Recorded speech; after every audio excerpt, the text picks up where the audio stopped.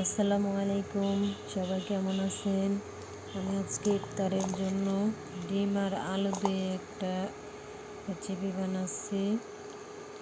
রেসিপিটা কেমন হয়েছে সবাই বলবেন।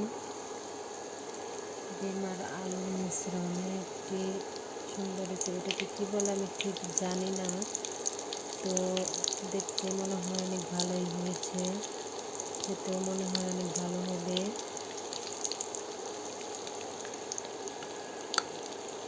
কেমন হয়েছে দেখেন সবাই।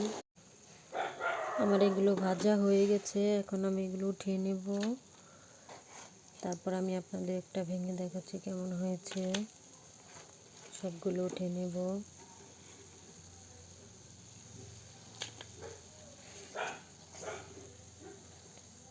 সবগুলো উঠিয়ে নিচ্ছি।